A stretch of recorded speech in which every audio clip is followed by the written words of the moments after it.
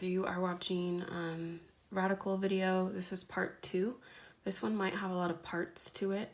Okay, so make sure you watch radicals part 1 before this. Okay, so we kind of learned what a radical was. It's just a root, square root, cube root, fifth root. Right now we're focused on square roots. So we just got done talking about perfect square numbers. 1, 4, 9, 16, 25. That's because 1 squared is 1, 2 squared is 4, 3 squared is 9, blah, blah, blah. Okay?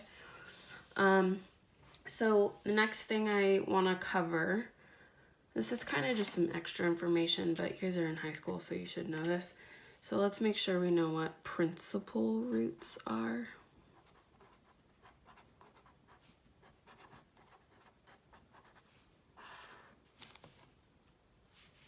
So I wouldn't get overly stressed about this, but it's something you should know. And if you watch the Khan Academy videos, you probably heard him mention this. So let's talk about principal roots. So let's kind of write some thoughts to ourselves. So 4 squared equals 16. Think we can hopefully agree on that. Okay, and let's do another quick calculation here. Let's do a base of -4. Notice how I protected it in parentheses. That's to show that the base is actually negative. So let's take a base of -4 and let's square that. I want you to think about what that equals. Okay, so base is -4. That means -4 times -4. Negative times negative is positive. So this also equals 16. So 4 squared is 16 and -4 squared is also 16. Okay? And what that means, so we're going to say which means the square root of 16 technically has 2 answers. So what are the 2 answers? Square root of 16. Well, obviously 4, because we've been practicing that. But also -4. And that's because -4 times -4 gets us to 16. And 4 times 4 also gets us to 16. So square roots actually have 2 answers. All right, so if I asked you to find the square root of 100, if I asked you to find all answers to the square root of 100, then you'd go, oh, that's 10, and then you'd say, oh, it's actually -10. So both of those are possible answers, and that's because 10 squared is 100, and -10 squared is 100. Negative times negative, positive. Okay, square root of 9. Go ahead and do that one yourself. 3, and what else? -3.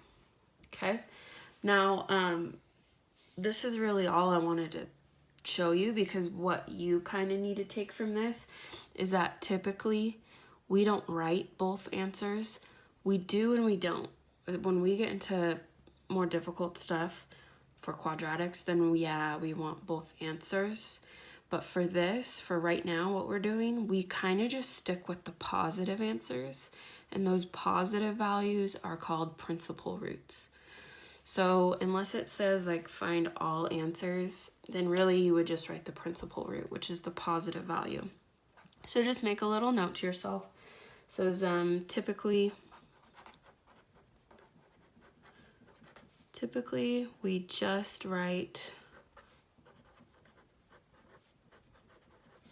the principal root.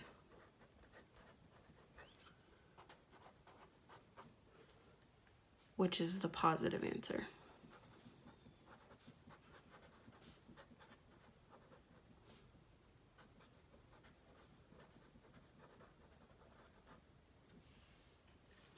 Okay.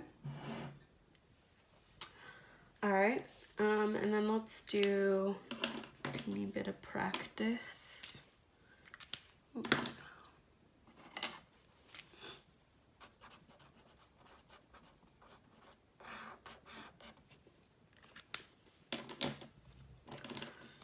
Okay, let's do some practice with square roots. Get your brains going here. So I have 2 radical 25. 2 root 25 plus square root of 9. So let's talk about just this little thing. When you have a number right next to a radical, what's secretly happening there is multiplication. So this is 2 times the square root of 25. So 2 times square root of 25, well, the square root of 25 is 5. And then I add it to the square root of 9. What's the square root of 9? What squared is 9? That's 3. Okay. Order of operations says multiplication first. 2 times 5 is 10. And plus 3, 10 plus 3, 13. Let's do another practice problem. -2 times the square root of 100 plus square root of 16 times the square root of 36. So you can pause it if you want to try it out without me.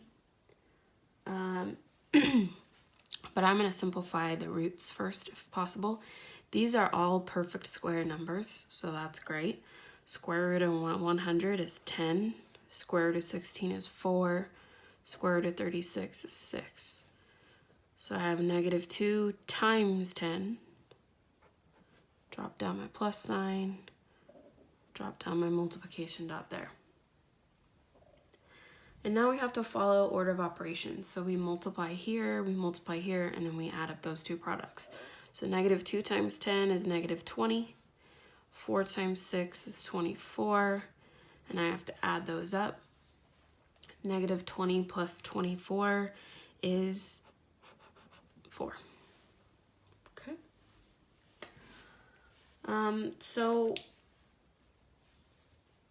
I kind of want to talk about square roots of a negative. Is it possible to take a square root of a negative? And I'm going to need a new page for this. So let's just kind of think. This is something for us to think about. Square roots of negatives.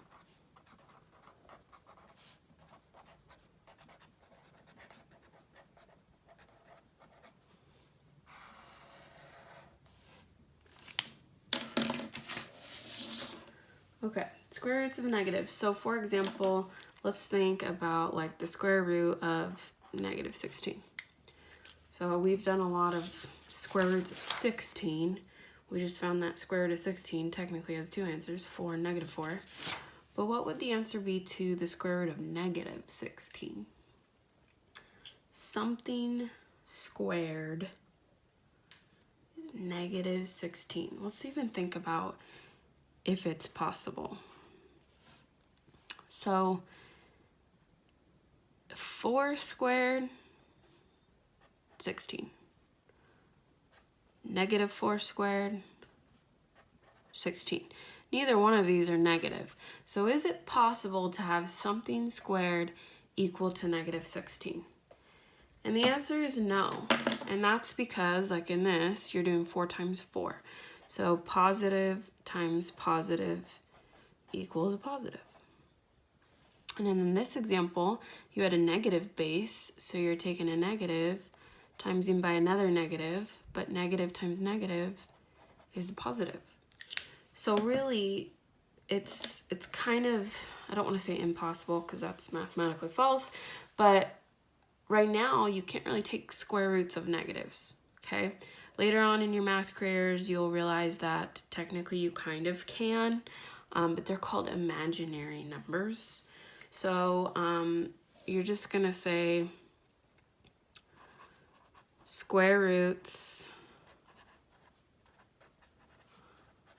of negatives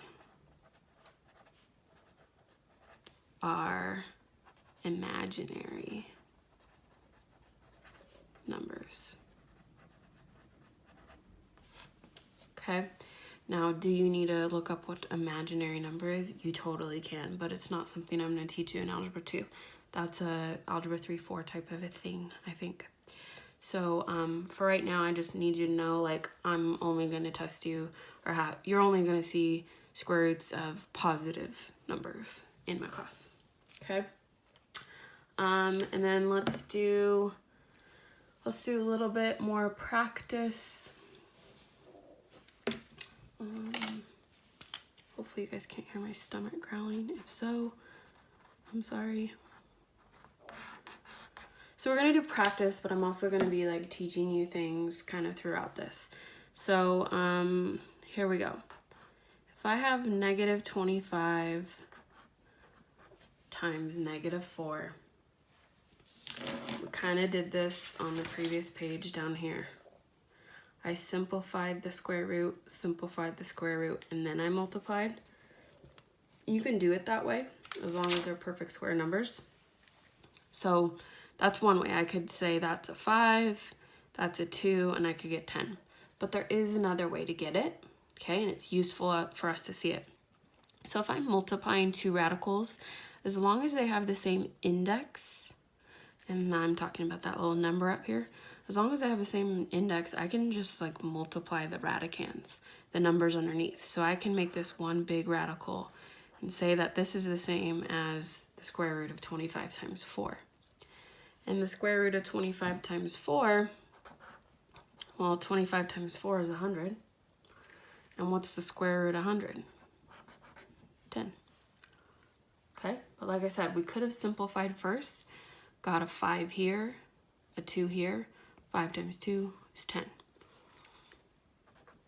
The reason why I'm showing you this other way is sometimes what we're multiplying isn't going to be a perfect square.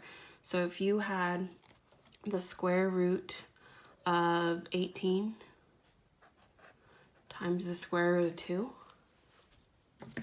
well, square root of 18, 18's not a perfect square. 18's not in this beautiful list right here.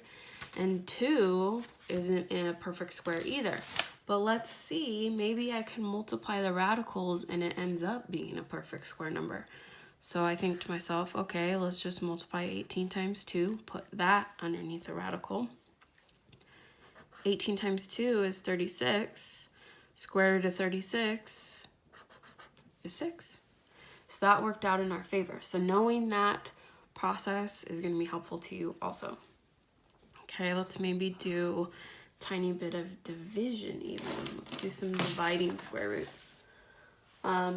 So if I had square root of 100 over the square root of 4. Maybe just kind of think about that real quick. So one way we could do this one is I could simplify this. Square root of 100 is 10. Square root of 4 is 2. So you would have 10 over 2. What's 10 divided by 2? It's 5. So we should get 5. Okay, so that's one way. But another thing you could do is to actually make one giant square root and divide the radicands. Now we can only do that if it has the same index, which it does. Okay, so 100 divided by 4. 100 divided by 4 is 25. Square root of 25 is 5. Okay? Now we could have gotten that by just simplifying the top, getting 10, simplifying the bottom, getting 2. 10 divided by 2, 5. But I'm showing you that because you might run into a situation like this. Here's your next one. Let's make this a little challenging here. Let's take a negative 2, and it's right next to the square root of 9. And we're gonna add that to the square root of 32 over 8. So go ahead and write that in. Okay, so I'm going to deal with this right away because it's staring at me. Square root of 9 is 3. And then here, 32 is not a perfect square. 8 is not a perfect square. So I'm hoping that when I divide this, I end up with a perfect square number to take a radical of. So 32 divided by 8 is 4. So really that's just the square root of 4. Now the square root of 4 is 2. So I have negative 2 times 3, which is negative 6. Negative 6 plus 2, negative 4. Okay, and that is going to be it for this video. See ya.